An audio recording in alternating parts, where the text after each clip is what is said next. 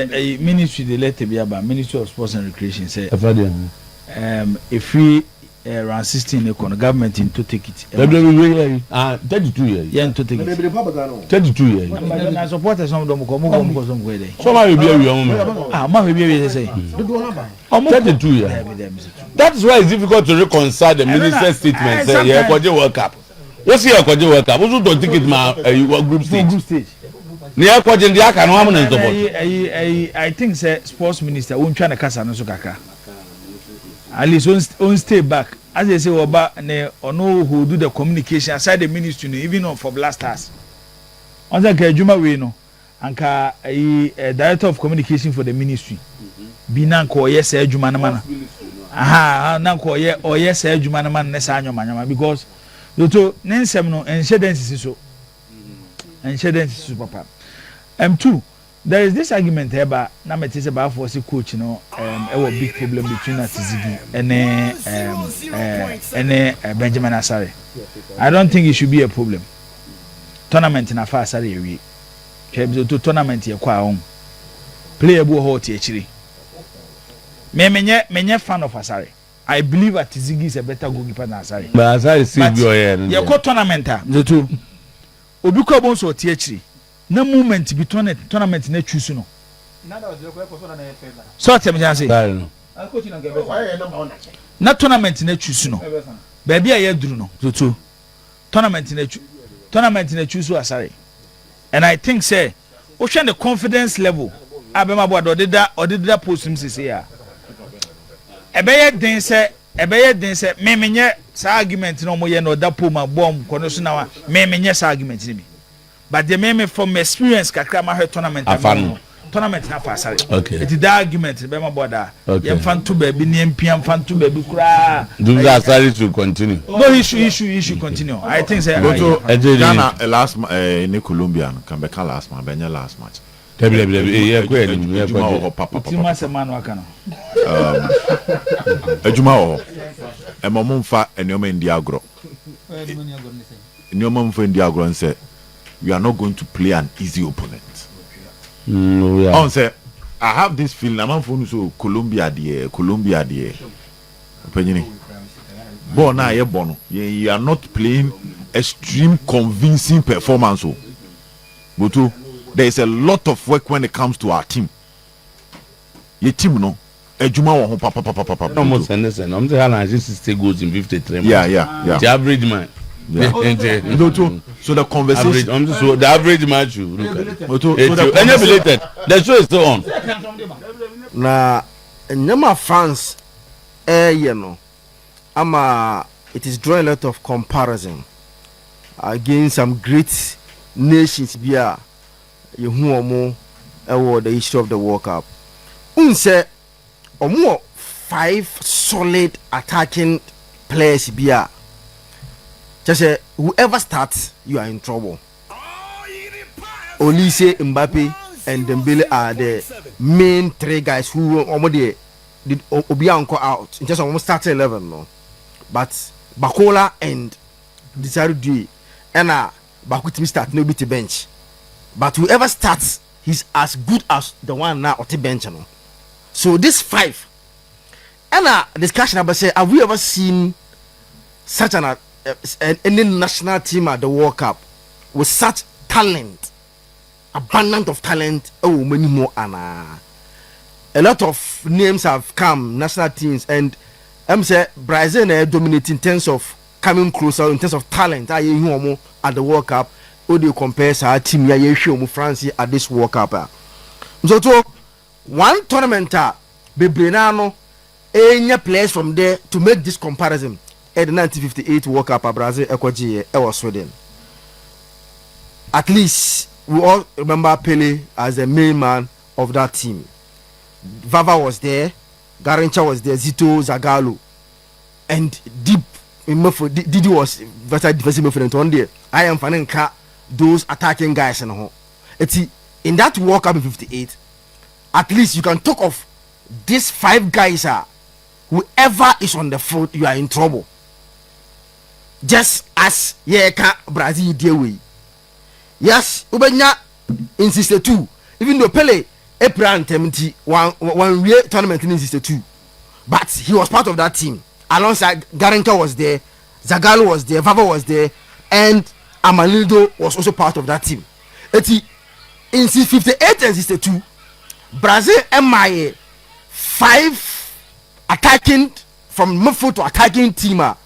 Whoever was on the field, you were in trouble. Oh, yeah, comparison party. Say, offense our France team where the closest you can talk of that 58 and the 2 team of Brazil. In 94 when they were winning, the 2 main guys were Bebeto and Romario. Omunkwa na say, omayi omo ho the attacking area of that Brazil team na omukwaje ye no. In 1970, yes, Jairzinho, Rivalino, Tostão and Pele. You can get them, but only that 58 team no everywhere the other wrestling now no ubanyebi but not as good as it was a 5 winner currently. Argentina did not give us that kind of attacking options in their winning World Cup winning teams. You know, be in Argentina at West when Maradona, Valdano, that was in 86, but the Akanina, yes, Buruchaka was part of that team. Also, he was mainly central midfielder. That was our team anymore. Yes, Ubenya Italy teams when they were winning. No more any attacking teams here, but media compare teams we winning Germany, Jed Muller, Hoynes, but the rest no were all more for central midfielders. Eti yen shade nya national team abon say when they line up 4-5, whoever is on the field, you are in trouble. As this France team, the closest that we have gotten, and I say in that 58 Brazil team and that 62 Brazil team, and the closest that you can compare this France team. So the reason why this team, and the reason why that team now may be and dominated G World Cup. When we were playing Brazil in 58, you can attack them. If you attack them, space be no Garincha, Zito, Zagallo, Vava, and Pele will punish you. In 62, similar thing.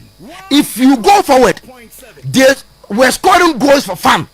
Pele, Amalido, Vava, Garincha, and Zagallo. Now again to play that Brazil team, and no wonder they won the World Cup in 58 and Beijing defending 62. And that team way from the word go, they are the most complete team in this World Cup so far. Games are showing there's no team in terms of from BBM, goalkeeping, defense, midfield, attack. Mama, a complete football than what fans are giving us so far. World Cup, one area never break some question marks say because he wants to play all these 4 attacking players. The discussion was that when they attack, very good, but never break say defensively they will be weak because he was playing only 2 central midfielders plus 1 number 10. I also offensive mandate in now. Only was starting with the Dembele. And also the first 2 games of France for no. Dembele like he's not coming to the party. I know who said play Dembele as a number 10 M1. So now what do I do? Olise on why interview said the best position at number 10. Or say on Wasati football no. The best position are Opepa and Japan number 10. But now he's adapting because now they are using him on the wings into Otimibo. And to continue who said there be the chance there be Dembele, one of the best players. He is the current best player in the world. Struggling at the World Cup. So what do I do? My friend called natural pushing on Kobo. Then bring Olise back into number 10, and that has been a game changer for France. Olise playing through that move at number 10. It's defensively, they are not getting problem because Olise attack pa, Dembele attack pa, and Bakolo decided to they all come back and tack. So when they are defending, say, Mbappe put free more, who sometimes also come back to help her. At least you can get 9 players with defensive mindset to help the team when they are defending. It's also so far France have shown us this team, this World Cup, they are the team to beat. We've seen Argentina winning all their 3 games, but they did not give us that kind of performance. Say a team from start to end, all the opponents, I mean, so ordinary. Omam, Argentina did not give us in their 3 games that they played, especially the first 2. Or I said the second game against Austria. What France they are the team to be so far at this World Cup. I'm not surprised yesterday. Kwamade, a friend is saying, Sweden, so no. Mbappe, so from too. I'm saying he's on the way to become the.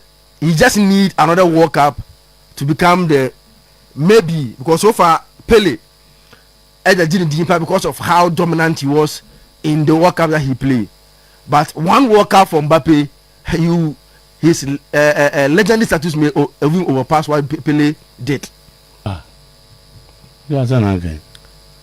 He just need one World Cup to legendary today in terms of you want to. Not a legendary one World Cup appearance, and I say he just need one World Cup win. Oh, sorry. World Cup win and not World Cup appearance. No, me can win. So the World Cup. Yes, I can. Now the World Cup no nyani bi mana. Some can say this World Cup will be on name, you know. We have a discussion about because so far, strike a year, 18 matches, 18 goals. There's no player. You ban the World Cup history more. There's no player except Mbappe in terms of goals. That's it.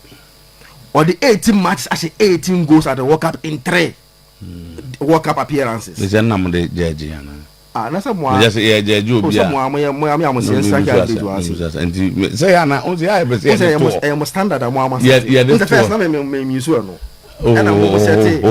average standard. And then there's a one door so they're down to Amazon Babinta. So they say, yeah, compare Nipam Bia with ya. You better fact the number of matches because it has been set here. And this is sanity. Oh, I said,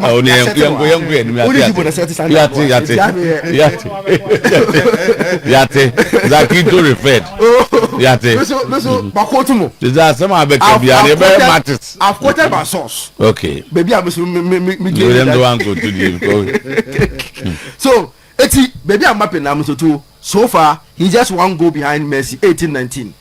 At the World Cup, this World Cup will be 6 goals and 3 World Cups, 18 goals or 2. Messi say, Russia, Obi say Messi, he needed 29 matches to score 19 goals. Ofo Obi say Miroslav Klose, he needed 24 matches to score that previous 17. No, Oshe Ronaldo, 19 matches to get the 15 goals he scored, and Jed Muller, Ronaldo, Brazil. Why me? I am not him. That's I'm probably about Zoom. Say, I just say, I say, 15 goals. Ronaldo be him there making Brazil Ronaldo. Okay, Ronaldo now who to be him? World Cup. Kwa bonti go bisa say Ronaldo aka no. When it's about World Cup, they be him say Brazil Ronaldo. Say, and you be him bacho. Who the watch him man? That's it. Team so we will see how the World Cup will go. France are very strong side. Right. So and Ivory Coast and Africa. You see, they are about mentality of the African teams at the World Cup, and so far, on my back open, watch say they are defeating that mentality in Morocco. We Morocco in China, we that we actually need confidence in ourselves. Say bit me because the person they in parenting they say no way share Ivory Coast and Ra. Born I share no. We Erling Haaland. Who and there on the goal scoring is in China. Some no way team no. Upomu 1 they are not better than Ivory Coast in terms of player to player. Ivory Coast boys look about better teams than no way team no. Do na. In terms of player to player, one they are not better than them. Number 2, bonus are in the better team. In terms of the share game was Ivory Coast. But Ivory Coast everyone know they refuse to make good use of the most important thing. So this World Cup, you can't be on top forever. Over your movement, one take advantage of your movement. Attending your opponents, especially when you play against good size, our top players, they will punish you. And Haaland just about 22 or 23 touches per, and the fewest play behind on the field of play. But he have decided the game by getting all the necessary win for no your moko money. Because I think once again very bad results for them, and it confirms how Africans your co-work up here quite fast your ball. You better how Senegal will also react. So now Africans you a lot of games because Senegal here to play, Ghana here to play, Algeria here to play, Egypt here to play, and DR Congo, Cape Verde, them to play. So how the games will go. But England will play and they against DR Congo. Okay. Already pressure as a call is 2 years so. Say right back now. This is not taking you. One, we injured. Already almost say this season it has been clear say James on year consistent with the football now because of injuries. 2, one for any backup uncle. And of course I'll overshift it. Center backs ni bi akwa kobo hono. Nti James Prayer no dey jira kwanza. Ekobo no onso kupra. So the jet spends baba. So the pressure on him now. Say you don't leave one of the best right backs home just because of mentality how going to play. And they are saying he doesn't defend the way he wants. As hard as I mean, I no. More money on the Sometimes go like but I said they are going to be a big threat. Yes, they will defend. They're normal. And the Ghana here, England, no. A bad blueprint. Now they can go do same. Try to close because England midfielders are not those that can be able to break when you defend very deep. And then England have to play above themselves to be able to eliminate DR Congo. But I think they will be there. I don't think so. No, say they will defend like Ghana defended. What should DR Congo? That's how no bomb against defense Portugal here. Almost similar football. And England for us to say, Obosa would defend here. Almost for the so cannot break you. But then Saka will start. The difference between the money and say Saka or the ability to punish you on tight areas rather than offense Madueke. And Rashford also playing is advantage over offense Gordon. I don't see DR Congo. All right. Joe. Exactly to accept we be and I mean done as see that is simple. Eje ku okufurudua. Ma refer wo ti dem we ti. The wo de man ate. Asemo refer yi. Ti e go we ye ko ayi he fan e bi hu so bi akasa asem wo ada. And nanse ya na ko injibu kan. On na ba wan. Na Messi no Ronaldo. I no say fine average. Messi or more. Na Messi on average to beat K. Messi no we hadn't talk and this on average be ya. I'm so say yeah the average na e dia and you killing Mbappe on the average is performing much better. In terms of goals. In terms of goals. And also winning so wajibi. Wajibi. Say no nya better. The average no better. Yeah, the best do have any best players to have. On Akobe 2 times and wajibi. But Akobe 6. The cap don't play the crazy teams in there. The average about teams in there. The cap in the average in the baho. It's a corner the average. And then do the average like Haaland between go for. Haaland between go for. 1-5 goals. They might be Haaland had the best too. This argument now. Oh, settle am to an air for the say. Ejeku or Gufudi so chow. No, but Ejeku just Ejeku asama ba. Be so Ejeku sisi ya. I am money is in say. Nipa be center the argument on the worship go do. So tell me say. But they are separating Messi from any other player when it comes to the World Cup. Says, how do we make between the history of the World Cup? No player and a man of the match. I see a bobo and every one a yard, one a ball. Or channel line of Messi. 13. Watching him play Makuma could do me and son. Yes, man of the match, best player of the game. 1-0. What the losing China? You see a ball tournament in area. Player bend the nim bobo. And what the strike average your whole. You see a bot tournament in area. Player bend the nim bobo. And also you do no mess in Haji. It's way and you go I will share. Yes, I would the Mbappe games. Our ball World Cup, not the Messi games. What strike by averager. Actually say Mbappe a better goal scorer when it comes to the World Cup than Messi. Actually be any. But there are other areas, Bema Boda. Mbappe nuru Messi. So tell me just say. And them say ana it's not in this. Onuru Messi. Aside the no mzo too. Na me ka say oye 1 assist away. 1 assist. Aside goals na kan oye 1 assist away for becoming the highest assistant in the history of the World Cup. Ona Maradona nyina wo 88. Average. Yes, other areas of the game. Bema Boada. It's difficult to find a player to match Messi. Golden boy ayekan, waji 2. Golden boy mzo 2, waji 2. Police won't win 5. Obede no nya 5. Na World Cup you about how many matches? No nya 5. About 3. Ah, about 3. Omoma about 4 matches. Okay, assistant na. Assist. Ah, okay. So tell me chance. Eti Messi other areas no Bema Boada. Eno ne ma Messi exceptional. Mbappe ya can answer. He's yet to even be adjudged a best player of a World Cup. Onya bida. None of the match.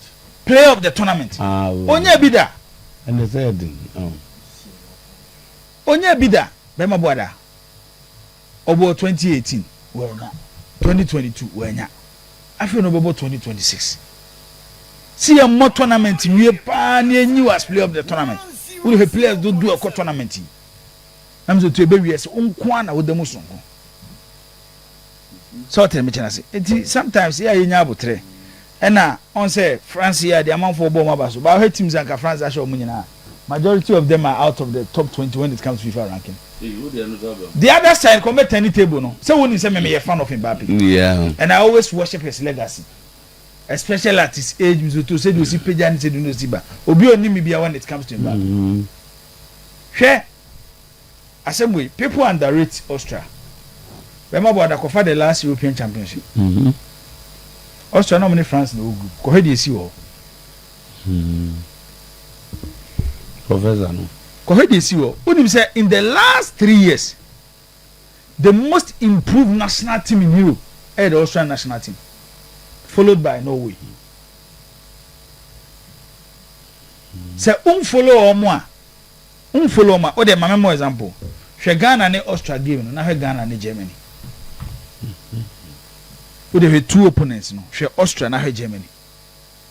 And me sure say after ne omu game on bebo against Spain no, whether Spain will eliminate them or they will punish Spain, people will come back and talk about Austria. Because Spain ain't easy against them. But ya fedi no Austria 20 me aboda ne aka wasem.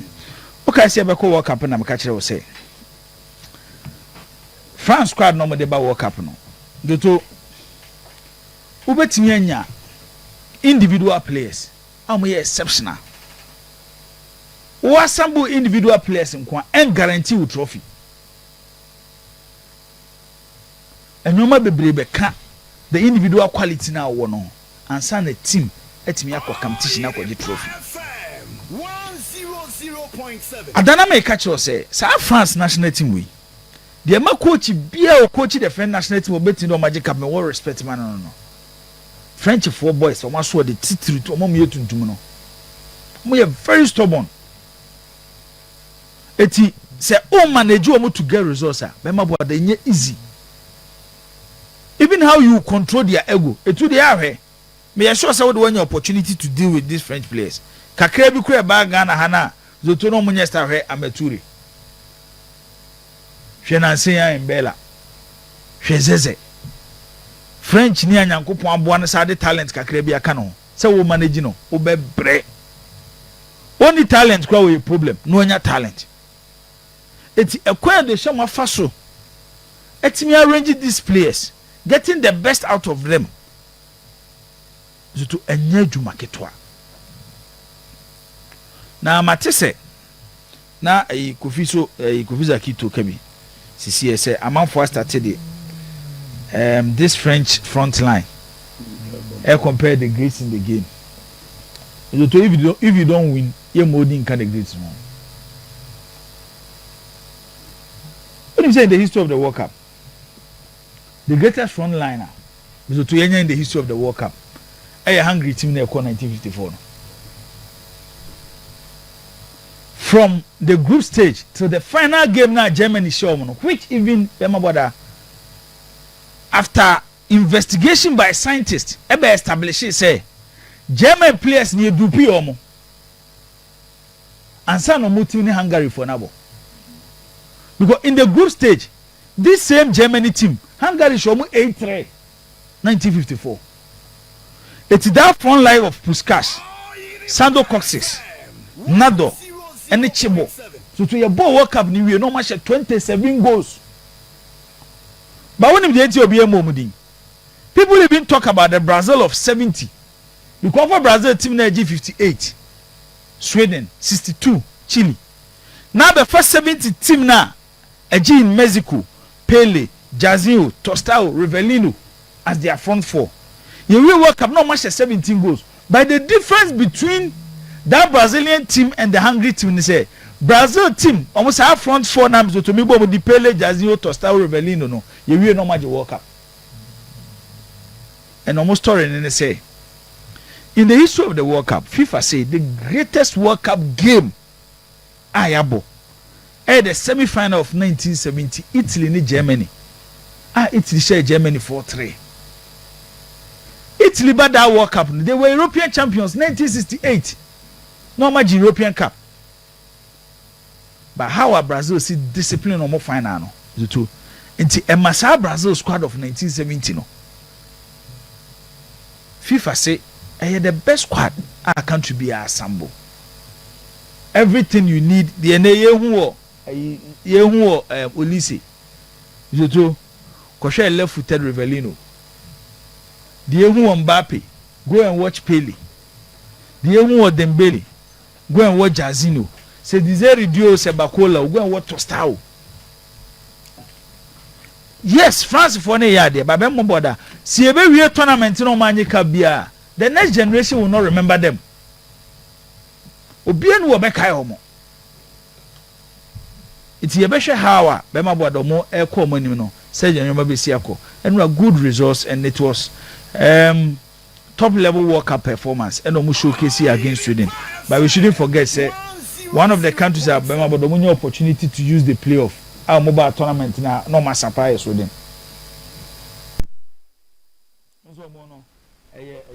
Nations League, you know, and the coefficient the boy omo qualification free. Nti zoto ya be hwe hawa ebesi akọ. World Cup na call 48 no. Ema wada I say Africa still ye chere standard o. Ana unhue. Yenyu omo am opportunity ntem. Ye dabi yenyu Morocco nsinchen. Yenya analysis. Oh ye na be ko enu. No yenyu Morocco nsinchen. O de yenya analysis bi wa. Yenya so analysis bi. Ye you see the last World Cup 2022 or Qatar. African country ya dey pay Morocco ana meboa. Okay. Yenyu Morocco nsinchen.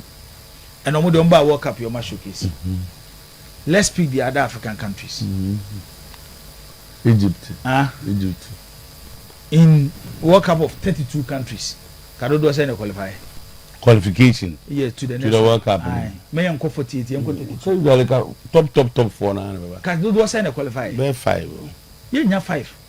O say area ka 5 go. Dodo say na the qualification so, to the one. On say you bought 32 countries no. Now the first and the second.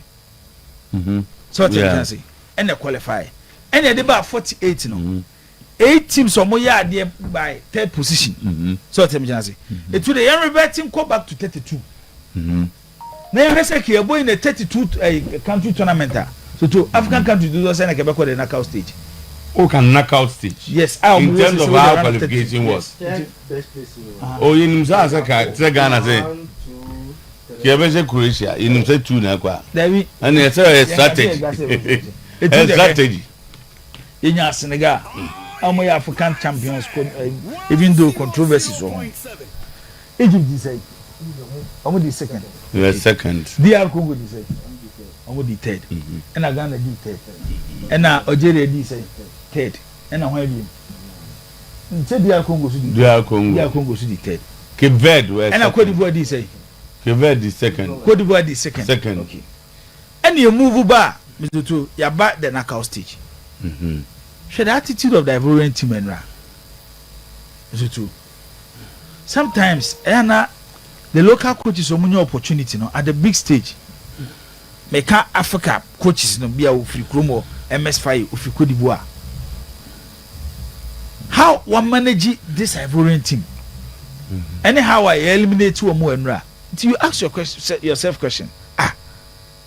So Cote d'Ivoire team Zutu. Just imagine say a top foreigner and the coach team now. When me anu nya say Enra can be a different story against Norway. Even though me to me say Norway generation way better than the Omodeba 98 at and the flow mu no. Because offer to and the flow onya at the level of Haaland. Odegaard Zutu. Should be to say Nusa of Leipzig. What a shabo no more airborne. Omo level no was so 98 there no. But Cote d'Ivoire with the kind of players no should have find a way to eliminate Omaya from say to a year no way. But the story is the young share you baby run 32 you had the number of African countries. So what the can 5 or 6. What the can you go free move? And they say you Congo free man now be can Ghana Egypt so go against Australia. Egypt to beat them. And Congo Subo England. Oh, yeah. Congo Subo against England. It's with them. One way you look quarter final. 5, 6. You look quarter final. One way near about 3. Quarter. Yeah, about 3. And quarter near the doors. Near about 3 po. Now we do quarter now 3 I say. Because to around 60. By African standards, apart from Morocco, it's the one say format now to 2. Bear 9 out of 10 9 the coin the moon 9. You could run the run of 32 no. Most you could nafi. Yeah, but now say Europe brother. Almost they also losing out. Na no aso mo ko mo be for the corner. Ba mo ho, o dey check fixtures ne we. See, omo doso. Their numbers, but they say Germany ko, Netherlands ko, Sweden ko. These are big boys oh. They should be big boy. Oh, na what about Germany and Netherlands? Germany yes, Netherlands yes. Yes, they are boys and it was stage omo free. Netherlands they have. They do my eye they have a bad coach. They have a bad coach. Say what reason? Kuma wasa. England need dia kugo no. But when you say Senegal team solve our internal issues now. I know Senegal be Belgium. If they are able to solve their internal issues. Belgium team no. So what we solve internal issues there. I know Senegal will eliminate Belgium. Possibly them about they become better 2-0 or 3-1. It was again. England need dia Congo. Back to the discussion now. Okay, say England final squad ne ba na me no wudi hu komo say say wo ko work up the two hian nyoma bebre because we share different styles team omo ball no ensusu bebre wo ya hwe DR Congo ne Portugal how mu see approach game ya hwe Ghana and England how Ghana see approach game so for DR Congo ne Portugal no na fa Ghana ne England a kwan ya DR Congo approach omo game against Portugal ne kwan Ghana fa so approach omo game against England no difference ni. It's a back to a dear na here. Say team decided so be call a low blocker. You need players they can give penetrating passes. They can shoot from afar. So we share England and Ghana game now. One thing in England they like is at the central area. Normally will be the final pass to split Ghana defense no. Even when you call on low block. And at a point, now we hear the likes of Ivan Toney, Oli Watkins. Say they be on feel omo presence in the 18-year box. Now go for me you ba. Why they be feel omo? It's back to the discussion say. E di entina coach you tournament. Nema boda. One fa Kupama.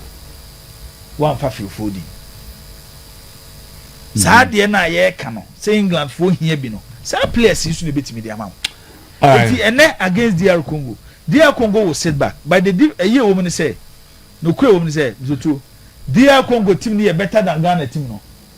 Oh he. Me say. Mom calling nam. Answer no calling. Be calling nam. But at the end of the day, be calling nam yi. Na so mu group am go to na group kitwa. Group ben. Sa na ke be nam. Group ben Senegal na group me bo a. They were in the same group with Senegal. Now you Senegal free one be. Na say no ntino di. Na nya second odi a. Say no di Sudan na group. Na say any Senegal group be di second. And you bet say they are go playoff no nam no wa. Say ke so go playoff. Na say ke go playoff. Are you group one top here? Nya. I see you group. Na Senegal ke go Senegal. Enti be ma boda against England I'm afraid say England and Timmy and Yabia. Oh, I'm sure. I'm about the Yabutru. I'm sure. What defend you? My Congo for the first time, Mama last game on boy on the qualifier. The away Sabesha goes Uzbekistan. A team Omuni Sagan and defense. Only a tournament pressure. On say tournament no boy do stage beer. After my do stage, I no more here be to qualify. Sometimes there's no way for you say, or Mama tournament no bye that. After match one, they are no more. You know, don't we stadium. I'm going to park to I'm so maybe. The one more crack. I don't just say, if you folding Kopama factor never into play. Yeah. But one thing is, but I think England still has players on beating Asare and a selection issues. You see, on say, England no block or wing play. The game, say, I feel that if Rashford had come earlier, Kono or Nemo beating you two not bought than what the Gordon guy was doing. I'm saying if you have Bukayo here and you have Rashford here, obey better saying they're not near. What you do as opponent is also do fullbacks. Send a crab and it's quite about 50. What are your problem? Oh, do the Bellingham. I do not players who can see Bellingham, your ball juggler. Bellingham, you can give those passes. On says our players some so too. Would your own say play be better me no. Both were my pass. We don't go to England and Holland. European champions 2024 no. Time I gave me here 1-1 no. Sa pass na fufu Kopama be man. Sa pass is ni bi ne yeka. Eno na England ni no. Ajeri yankwa. John Biden, on be match on Ghana. They have tournament experience and England and your man to the World Cup African country be ashe no. I know you won the but enye game be easy am England. Because me sure me even on game against Panama na, I was not convinced. Okay. Even though I feel said this squad I be do stage based on normal process from the last 3 major tournaments on my bono. They should be making a case of winning a tournament for England. But you know how when they be a beer, remember that a slim victory be for England. But don't be surprised. Don't be surprised. It's a shock, be man. Hey, remember that. Okay. And now how much in Mexico ni Ecuador boy. Still how much Jumana na we. This is what the offer. Say go phone go da. Okay. Who do that story ba? Never. And how about for the say no say. Who doing this evil nature? Age na dey we wayo. Danger na. Danger. Danger me so better say so. Danger jiremu. O say go la danger no. As already as a moja go World Cup 2026. O boada. Goto. Nenwa Ecuador ne Mexico game no. Na me pesenka keye elia kakra. Na manfo nya a feel of how a Colombia and Ghana be born. So obi anu a hwe game ni bia no ball na Ecuador for boy no. Fa proper attacking threat ka ho. Sana Colombia and Ghana be born. So they are bullies. They are aggressive and they are warriors on the field of play.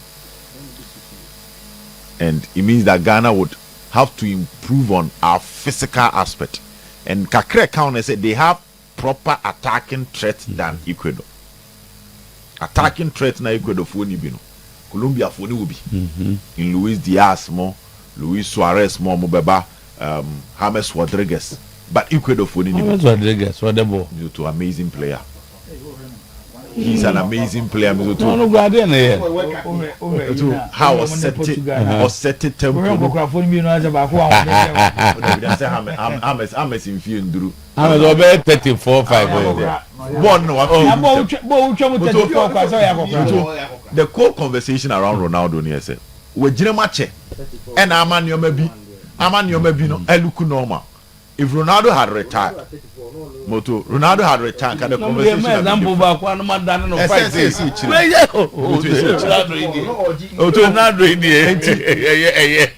Mexico had a wonderful game. And no much say they are indeed the host nation. But now me percent come on for nye bishe no mu. On South America for no.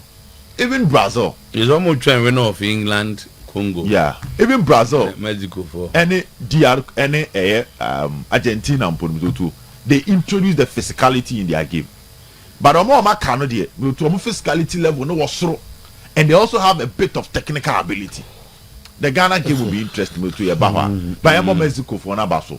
Almost say yes, start yes, don't start here. They need to put you at the proper position. Pa and the ball to net. 2 goals as early as the first 35 minutes. While unsettled, while break you down, and now they start to play normal with you. And that was what happened about Mexico at the qualify. Mexico, your Maya, or more said tournament, you know. But you have to pass through them to win the tournament. And when you pass through them, you have a fail off. Say big count. And now that they are the host nation, they can really cause a lot of surprise or tournament with Mupa. Because they play delightful football. If it's about aggressiveness, they have guys who do that. If it's about pass ball, pass new free, go to a movie, and they also have the home support. In looking at the dark horses in this tournament, I see the Mexico count because I'm out for Adrian Comoso, but they can torment the big teams when they meet them. Away from that, Cote d'Ivoire from there, and now before the game, now I can say, Mimi Gidio Mumu because of how consistent Omaye when it comes to their game management, poor game management, our tournament will. They're a switch off, but they have a movement that they just switch off and nothing seems to turn them back on, and that has been their problem. First game against Ecuador, they were saved by the movement because that game Ecuador ball pull twice. Cote d'Ivoire Subobi, but it was a game that fine margins and the element of luck to some extent echoed the Ivorians next side and the more winning. But if Kiesha born a pan and football, all factors considered, echo Tortia, the Ivorians could have lost that game against Ecuador. Then they played Germany. To excellent first half by our standard, where they were leading them. Second half changes from Nagelsmann. They shut off, almost shut it off completely. Moto Emmanuel Nyinaye Basa. Germany for better show. And we told who analyze the Sabon and now be someone say what was wrong with them? Because it was a game that they were creating the chances, decent chances. Nicolas Pepe free bench by take on from his own yard. A pia ball now command Ingram so all control so all boss to on a domo all control so boss to now ball no. It has been cleared. The next moment at Germany show. Now watching that game, Michel Morocco born against Brazil. How maintaining yadi and no fear in their game. Even Cape Verde about Spain. At some point in time, almost said them Cape Verde for you. Almost been sustaining that heat. Not Spain for the come. Almost sustaining the way. DR Congo against Portugal. Ghana against England. But watching the Ivorian team, I realized that Omunisa had the enemy. They have talent. They have the players. But some countries when you to Omutimi finish hard, no. I realized they were not having that. Based on that game, no boy, you know. So personally, I was not surprised that they see any from the 70th minute you know. They have some energy to give you some glimpses. But after scoring, they die off. Ghana to Ghana in England. Tribunal then you hear me say born carry 20 minutes squad to so and Castillo number boy because can the best. You watch DR Congo against Portugal. No element of weakness. Portugal here changes, you know, they were still resolute, sticking to their game plan. The Ivorian team Ninibi. Morocco Phobi. And that is why even when Netherlands were leading, go to around the 80th minute, they have that in them. Watch their game against Brazil. Now we Ninibi. And that is what exposed them the last minute. Look at the goal. How can top defenders Marco 3 move after the one with the ball and ignore Haaland in a penalty box? I mean, this is the goalkeeper was also going towards that area. Amazing. Keeper also Kobe. Oh, when you know 3 players, nobody is scanning, nobody is looking at the other direction, and it was one of the easiest tappings and they are available for. Now, why was Alan not jubilating? What can I explain? I think I've read it somewhere. He was so calm, was going in after game. He was so normal. Yeah, I mean, he's been there. And now he's used to winning. He's been there. On this, I'm mad. Honestly speaking, nobody shouldn't have been an opponent to torment this Ivorian team. And personally, too, I was so disappointed in them. And the match is no. England need DR Congo. England need DR Congo. I'll go for England. Adia ba ko amanfo hwe anim ye say I side with Zach ni Jibo nyina. Dia Congo ball in a typical 5-back system. Me oto omo de na nye 3-back. Omo de na 5 default. I said that team need de 5 when they are defending.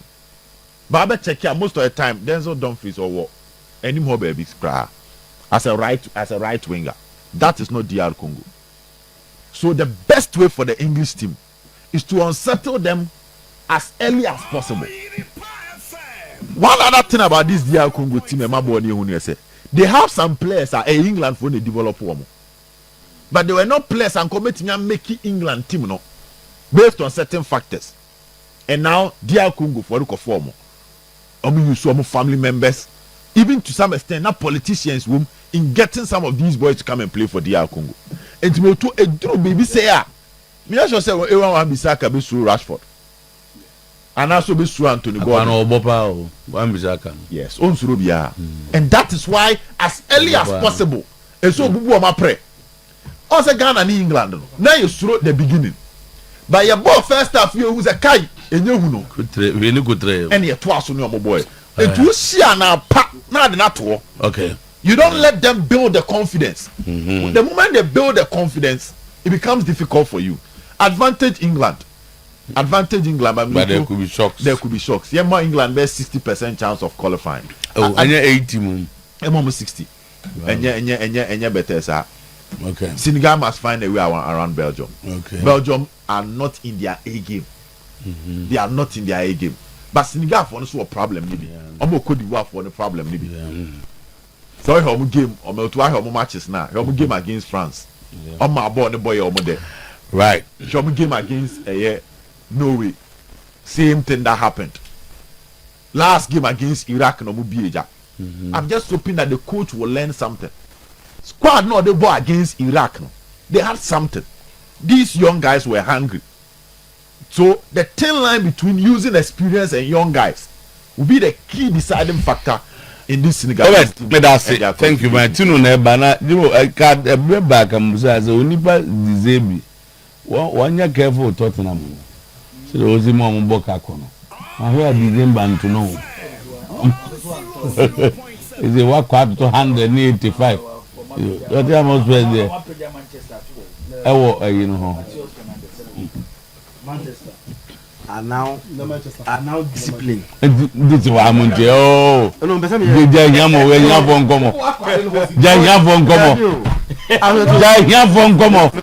discipline. United, Tottenham. Who can pay that money? We don't know. No, but truth is that all we know is the one who is buying. I'm gonna say, Aquano, discipline. Don't even about the figure. This card is discipline. Why is the car now discipline? Tottenham promised to give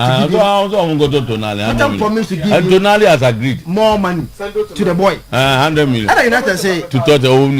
And United say now their salary, you know. Who say that don't change away. On my guys had any away. You bet at the mega. So like I'm not paying more. They are still paying just that. This is when nobody can paying like also no pay no. I don't say Aquanom go van free Atlanta na. Brazil any friend go bo two no. O man nye warm up grado.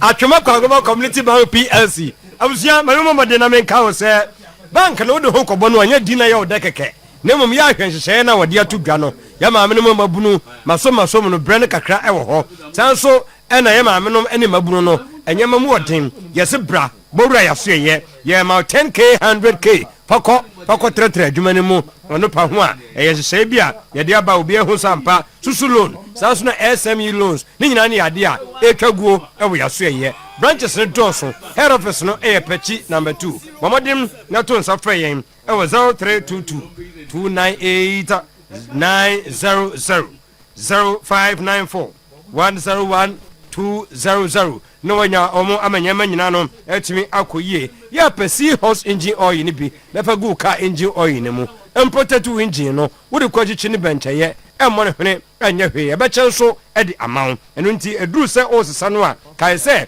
ɛyɛ legendary classic saa nso ɛna diesel extra turbo diesel ɛne nyinaa no ɛyɛ adeɛ a yɛde seahorse engine oil na de gu mu ma ne tumi yɛ kama wohia number no wɔ 0244 577 559 0244 577 599 na je sɛ nhyehyɛ pono so bibia akɔyie yɛ abɔmɔdem na wura Dr. Lawson asoɛyɛ wobɔwura no asoɛyɛ a medical culture sɛ yɛ Lawson herbal mixture no treat typhoid fever menstrual problems mo a mokɔpɛ Lawson local mixture no ɛyɛ ade a nam nsayɛdeɛ bia no a ɔbaa ne bɛrima makɔ akɔtie no ɛno ne ɛno mu a na atu aseɛ ɛde ama yɛn ne nyinaa mu no ɛbɛwie delay man capsules deɛ bɛma di mɛnsɛm a yɛ na ho aseda no ɛyɛ in kind na gye sɛ bibia de nana kwam 0242 133 577 0248 619 999 na no nso enyema da na kwam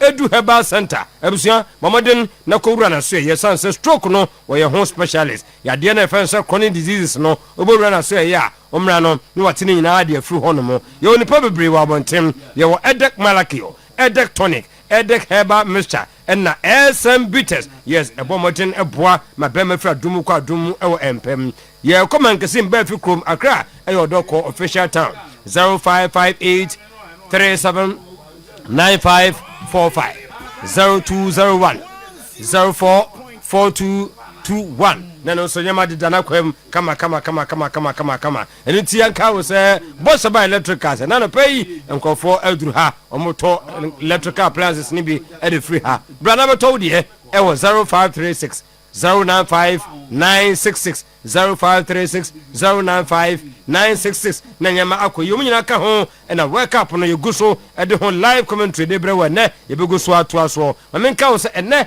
eye first day of July mo amabo modem etimi ko Kumasi Takoradi Accra bogoso e wo power specialist herbal hospital na so ye no free screening no e twagu orekodo eno nti bomodem na fa ho jim dada brabo no de eye fatty liver prostrate sanso na fibro kidney stone scan ye de aba liver care eno so bomodem mebowura na so ye miensa ne nyina 0244 544 422 0200 383 831 no bomodin etiwanya power specialist herbal hospital Franco nie enyama panie Franco say menka wo say Nokia Samsung iPhones ene hu accessories nyina no yema na so ye na yema to de papa owie pa wake up ne koso TV ni so koto kase ne bo so nyeden na mofra ne nyina obi enjoy microwave blender generator ye gas and electric stove ne nyina no ye bedroom ejaba jewel old Mecon Kofo Clinic new kajetia ho nyina no ye the branches no aton apete bomodem na to safren e 0245 316969 0245 316969 eye tenated enu no enye nne ene anim wo mu eye way back 2000 mu ho no na chese nupa no edi ahim enne kra de eye tenated mal vinacale bomodin nya bia oba menstrual problems nyina no se ensisisu yie nsuo bi akam ni nyina no ebefiri wono mu amokoto tenated malacale no since 2003 etun conformal area se stress no sanso hangover ni fever no etu ase e de ama wo mu amokoto tenated toyan mixture no eye tenated tomac mixture unya bipe na je se osa bedwane sanso na gas na mfama na ko gina oyam no ebekọ hangover no eno so ade chi a enchew ni nyina no eba bewie tenated hayan capsules eboa emani pa ni so eda hom kama before capsules ye mema nko aduru eboa ma mudi mensa papa bi ewo empem 0205 180012 0501 619871 na chese enyema edzana kwam eho enomo green life hebri ena de peptic ulcer gastric duodenal stomach ulcer ni nyina no wode ho bibini toma plus no ediaba yefa nkotu ye ulcer na so ni mobi no yare ulcer bomodem na to bi koma no akura wonya 12 years nka ho de o ma ne banufo na opemfo na enka ho boto ne de yasesem adupa ne de na ho de no nya de a yetimi ate so bobura Messi Herbal Ferments Abme Herbal Angelos sanso na Adiya Pharmacy Ascot Pharmacy takwa uwa Herbal watakwa Lenda Herbal watakwa bra adum Promise Herbal ha obenya bi ha enomo Tribe of Judah Herbal no so obenya bi Kumasi Kolinak Herbal Rebita Pharmacy Accra 0541 337 816 0256 0244312200 na no nso enyema akoyie Camel natural selection shower gel pebidware na enyu kala no edi kama no bia hu sampa wo kala no ese efata se ampa wo bo ho ka e ho ne ma croissant white avocado and papaya ni nyina no e 0243 74 48 55 0244 371459 boss adaroma emfancy na entuaso ave yenko na babo 11:06 no yemran yemhe said it Dr. Mo ewo kompanochi doc yes bracket mechiano we nipo o sandwich sa okay the one na no bi no na me feel wo okay kasi bia na obi one obi ko obi amete dinam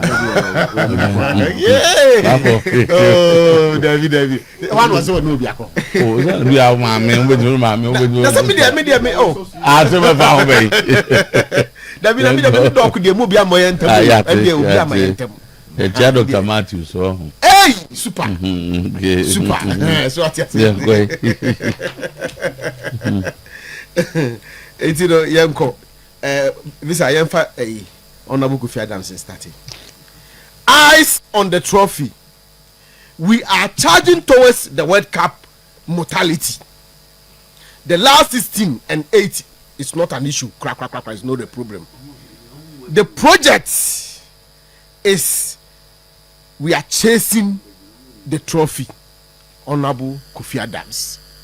When we started, we were 48. We were confident that we are also chasing the trophy. Now the numbers have been reduced by 16. 32 are going to the next round. We still think that we are heading towards clinching the trophy. Some have started falling out. And I know we will be part of the 16 who will continue to chase. And will be part of the 8 who will continue to chase. And then eventually to the 2. So that is our project. That is what we are working towards. And we are winning a round of 32 game. And then we go and face whoever is ready for us, whether it is Algeria or it is Switzerland, and then also baptize them and carry on. That's all that we wish for. That's why we are here. We know it is for any of the team that is participating to win, but we are also here to win. And so we are taking it game after game. There's so much confidence in them, but then they are not complacent. That's what gives me joy. There's confidence. They are not afraid of any opponent. They are not afraid of any opponent. Even though before we moved in here, nobody gave them any chance. They have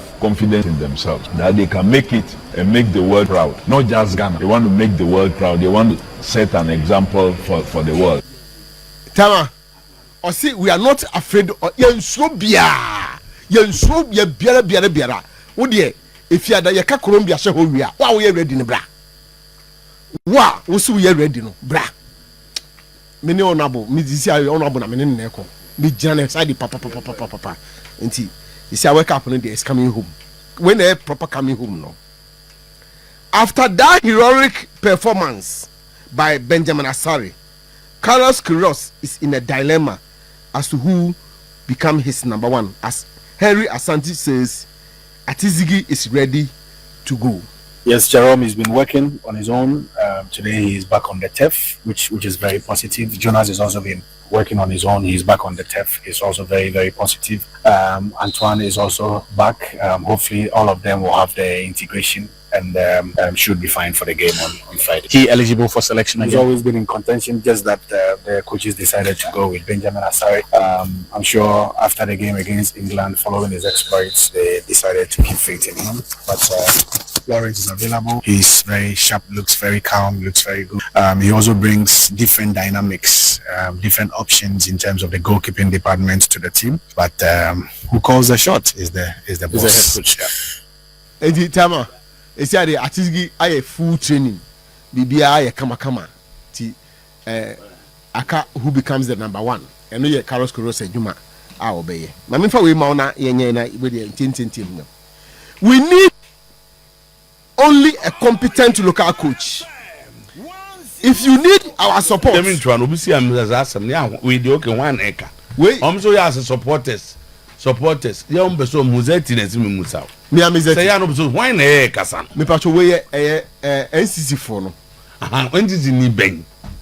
Oh, say omu leadership no ne management MD no ne board rep na omo yi ni say ya one management ni ndi ni siaye omo siaye se ko bijo ze kasa mo unjo na e kasa ya na se chairman na we kra de ye sources na chairman na mu kra ye sources na chairman na mu kra na kasa ye okay so and omo say omo mpe foreign coach ba na ko ye court na ko e man so da bi omo foreign coach enti penifo no ko pe local coach no mo pe do ye competent local coach competent local coach actually it's all reason mo ha me reason the omo dey man say obi ba no ko court enti omo mpe say be o say foreign coaches seems to be giving out solve the court the ma court ko be mu no mo he no mo nyai tama say wa in recent na sa has ni logo ibroni kwa na be wan court but foreign coaches na mo they bring to court to the lot of local DFA bebre omo di omo sika ye ntua be bebre asi but foreign ones they have money so local bebre if you say fear for them ye tibi kan ofie ha ya bia wa fe bi na ade na kan we na se na se nko nti no eno ye omo sisi ade nanka has ekofa Serbian bi but omo so omo mpene. After meeting with Togbe on Monday, Coach Abubakar Otara has tabled his demands to Togbe. Tama Pachoti. Number 1, no more justify your inclusion. Say, sir, justify the place maybe abisum problem. Na ya bobe bosomi ni ya boy justify that baby this time around. No more justify. No. Tama, number 2, prompt payment of salaries. 24th, 25th, 26th, 27th for Ochakawi. They say, Bia, Bosumi, Bosumi. Jaka, or so on pets, I don't know, and say, a B and so ACBM so honorable. Buying of grade A players for House of Folk. Say open say has person ko transfer market ni ma grade A nkoana eno so almost emfa nkoba 3 falling players or the omoba also the 3 top notch falling players eno so or the almost so eba. He will also make sure upon Afrani Osesibe and Solomon Agbesi extend their contract with House of Folk. Tama won say Agbesi na no na beka to say nanka bospaka ni na wi o US ho kra atara se mahasefo enwene ho so omo de adwuma ne ma no a obema Agbesi atena nti this are enoma wo de ato ho no de amato gbe a isi ano bia na wotwi mu kopim na wotwi ye bewura mu ni de bibia betima tenetene ama otara se o san be fa adwuma na wasan be fa ti eno so eye kakra ye to ho no sama de me di awie no medical catcher your Hamza Tamale City City on the Hamza Mohammed yes has a fan say assistant coach omunya appointee head coach there na so ma fan say assistant coach omo wie bibia omo kase kase ma wie omo wie bibia nti akase e bia final no obe sign a contract na o say o wie bibia na kotoko coach na aka so oba nzo kotoko coach there no asem kakraba kwanyamba o mae na sikana oso woje no sikano ase emo yedu kakra ama mpedi oso oje se to omo se minya actuals mbo omo se ka onhwa so kakra say anyesa they will look elsewhere and there for what I'm hearing no yeah this year July o July mu ne na July no this July na July no but the me tete no say ka omo settle with him yes we African ndeja ebebuza jibu na mama information jibu nanu ro fin kan ba ale go to go to obi fin na ba Tamale side one obi bebuza je garu besi edi ibasho me you know ba aye ni enko na start na obi nya bi nka wa ka bi eti ezo swag yeah o say special birthday enko ema eye Sandra Atajemfi. Okay. Sandra Atajemfi. Okay. Ezo na say yemfa enso emano enso so na afei time we so ye eye Dora Owusu apia special birthday and come Dora also appear. Also, you must have balloon government. With the media. Okay, wow, dear. Madam, I did bring him no. Debbie, okay, young guy, Captain.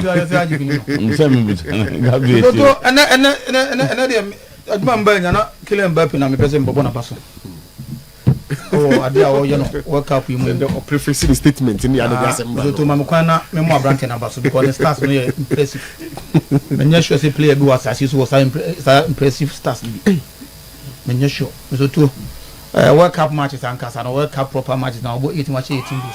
The way you Ronaldo, oh, minimum my, but may play with my threat to Ronaldo, international goal scoring, prowess now. No World Cup Ronaldo. Oh, one mark, more brains, and where you got on here. Overall, in terms of goal scoring, we go to debut. Listen to me. Every time Mizzou are into the World Cup, so bad Mizzou are into the World Cup. Competition, we are changing the panel. And a kilo Mbappe, 18 World Cup matches. 18. Was 18 goals. One match, you also one goal. Right? What is it? And Mizzou, maybe say if there's a player who bit my threat to. Kisa no do international goal scoring prowess na. They would also can World Cup. I don't know. No, be na advance no. Ronaldo World Cup hobby. The team challenge World Cup proper on chess ah.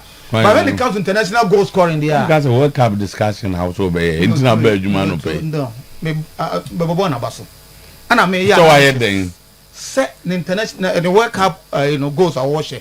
Any performance in the World Cup. Change. So it deserve player na the World Cup this year either few. Na ewia. Na ma say na me international goals no. Kisi Ronaldo ashe 145. International goal any day. So playing for national team. Player be our national team goals are watching. FIFA recognize say Kisi Ronaldo ashe 145 in 231 games. Leo Messi ashe 123 in 202 games. But oh the guys on average discussion. In 86 and Ronaldo Anshego. Messi in 79 and Anshego. It is the point. And Kylian Mbappe dey no 62 in 102. Ono 40 games and Anshego. With the standard FIFA setting. Who now power best track average? Never na the starting. No. Maybe can also be about 18 average. The best point average here me ba. Minimum average. Oba the be nyam by book average ne ka. Na average. Oba here no. Ah na 18 over 18 no stack there. Minimum average asem. Ah okay. Ọsẹ na se no. Was it neck one meduma? Was it neck one meduma? Na the enti oba ye ne se. Obebo Gizaro Mbappe abaso. Mbappe abo 18 matches. Was it 18 goals? That's what two bia. Discussing the average discussion. Me just say me can two bia. Oh, what's the work about them why they? Two bia more than that. More than 19, right? Must say 19. The World Cup goal. What about 18? Was it 18? Obi anya bi da. Say the stars no very impressive. One guy Obi anya bi da. The stars me just say play bi anya that stars. Nanya say no. Goals no Obi say 19. Obi say 19. No Obi say 18. Ede to bi nya bi da. What I'm saying is one average about for. Okay fine. One game bi also one goal. Me average now average me nko there are people on the average here majuma. There are people average no. If you allow me to speak we dey nya we dey unu anu o lawyer crowd. You supposed to be a referee. Oh. So hold your hustle and let go. The moment Obeka say 18 who the average nkomo average nkomo na I only mentioned that the statistics no impressive in the World Cup. 18 out of 18. Na onya show say nipa da say ni bia yibida. Me show so bia ba so to una yele ga. Who the to boy. Brave e wo bi say ya. Na so onya bi say community. Brave ni dey because Messi asem under 18. Yes, and the whole na play any bi. It's not because the statistics no. me go through me one game bia what's one goal and only one goal and only cheese drop within the average but me I am not going there me share I'm saying I'm not going there because you are already there. No, me coach I say. Me say just a matter of time. Just a matter of time. Obenya a lot of World Cup goals. Okay. Na me hwase international goals. I am me veer off from there. And I'm to see that international goals so many na do any goals to shape power. And no dey one average. Hold on me kind of me man. Do we average no now it's the average. Me ma different ma work out. And I'm saying Ronaldo I say 145. 145 in 231 games. Kisa ona do die no. Ena Leo Messi. I said 202. Ni pan no but we dey ate. Emfa man. I said 123 in 202 games. Ena me hwe Mbappe na international goals na. Ahosusu Messi na Mbappe. On Mbappe on. But Gabo na. And the one matches no. No. I mean 7 in you know in 79 games. In 79 games. Who average? Any person. So World Cup average 19. World Cup will be 19. World Cup will be 19. Or more 36. So World Cup will be 19. We are talking about international goals. World Cup was 19. Do I say 18? Do I say 7? Do I say 8? I need you here. No, we are and international goals no. There's a champion who is Cristiano Ronaldo. Watch him go. And I make sure say player Ben a threat to that. Because I'm looking at Messi. It looks like World Cup. We are all Mbappe able 1 or 2 World Cups to play. Plus other international game. And I may say even though at 62 no, or a threat mommy 145 no.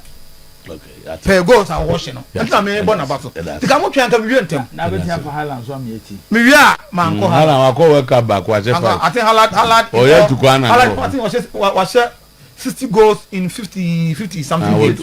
No name by one. What I say? Otu on Mbappe on a threat chamber. Man compare the two. I don't say yeah, go back for no. What 15 argument I made here. To suit their open over 7 captain. Over also consistent. You take the position. Oba I don't job average argument. Nanko wapon. FIFA don't do average argument. Why no FIFA ever don't fire you. Oba don't do as the FIFA and say Messi was 19 goals. 19 World Cup goals. World Cup. Ronaldo was Mbappe was 18. Was 18. Nango wie. Ba also the match no abonusa. Any goals na wa share. Any goals as Obianye bi da. Which is a good point. Ka wie ho no. Was me ko asem foforo so. Oh the man. Ba who say to if you listen to me, my argument was who is the threat to Ronaldo? The GOAT. Goals are watching. No, there's a World Cup no there. World Cup topic is different from other goals. No, nigga international goals. Because go to no. Nigga international goals. Go to no official call World Cup. Baby also one goal. World Cup be one. But we not say for. Nigga international goals. You can't go qualifies. Why? Nigga na kabo international. Go to about 30 something matches. Was 8 as a 9 and I will do 10. But in honor. That you on a shekesi. That's the one. What's saying? Fire there. You know on a shekesi. International goals. Okay. Which FIFA recognized? Yeah. Portugal. And I'm talking about the World Cup. No Portugal there. Bemenio. So on number match Portugal Bema. Bemenio. No when you memo. Say you am play bia no. Na ayo manya World Cup qualification for the mom. To the extent that na figo mun point 8 me World Cup no me free qualify mo qualify Portugal. On na mo qualify. Obaye no. No mun pass no consistent that World Cup. O ma ja pass no. You qualify be as World Cup I born how many where how many edition? 23. Before Ronaldo. No more just about 4 so World Cup Portugal. O de kwa no ko je one goal. It's ono na aba Portugal. Ayo man. Odo qualify for World Cup. O de kwa one goal. Qualify mpono. So wamba party mu enye qualify. you know na do ma di world cup mo tournament bi akwenya best player da mo ti do ma di world cup team player young boy na e no be Ronaldo they say adeni simple omo di ya anye yi no ma Rodgers na Mbappe so dey na o dada team de kwa na e wo listen to Kofi Adams. I think he's a politician and this is how he speak. But one thing is very clear, say a lot of negative nyama surrounding your work up, you know. I'm say Kofi Adams need he needs this win than any other person. There are a lot of issues. The gate wasn't same supported and that's it. So far the only reason why discussions no yenyam ni dimpa mu biye pa ye ko Ghana doing well is doing well Tifaswa Samfa he will be the main discussion because a lot of that's your swag for see as reason so am I what we trying to talk to